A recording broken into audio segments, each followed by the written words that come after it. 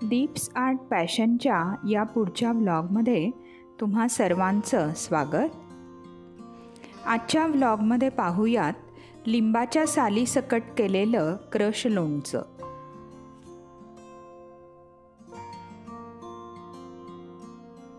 चार मध्यम आकाराची लिंब स्वच्छ धुवून आणि अगदी कोरडी करून घेतली आहेत आणि अशा प्रकाराने चिरून त्यातल्या बिया काढून घेतल्या आहेत।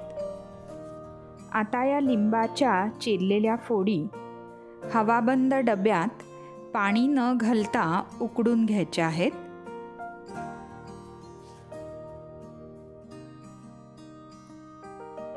आता यात उकडताना चवीनुसार मीठ,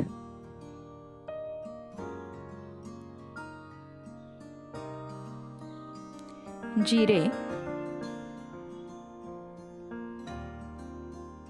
बडीशेप आणि एक लाल बेडगी मिरची घातली आहे।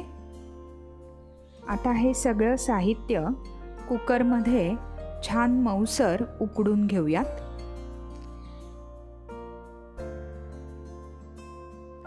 पाहू शकता या लिंबाच्या फोडी छान मऊसर उकडून मी गार करून घेतल्या आहेत।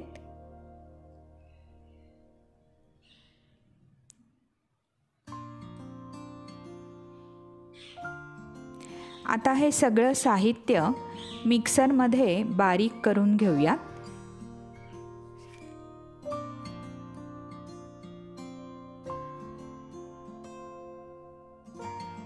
मिक्सरमध्ये बारीक करतानाच यात साखर किंवा गूळ घालायचा आहे। मी इथे गूळ घातला आहे।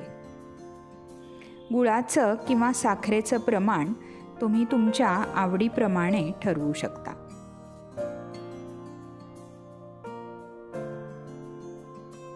पाहू शकता लिंबाच्या सालीसकटचं आपलं क्रश लोणचं तयार आहे।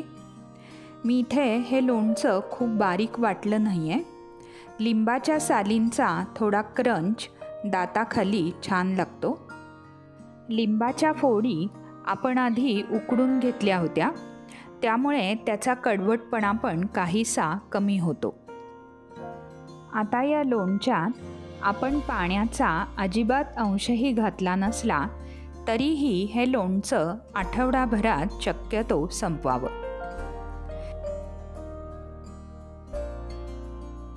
तर अशी ही आजची लिंबाच्या सालीसकटची क्रश लोणच्याची रेसिपी। कशी वाटली ते कमेंटमध्ये मला नक्की सांगा। भेटूयात लवकरच पुढच्या व्लॉगमध्ये। धन्यवाद।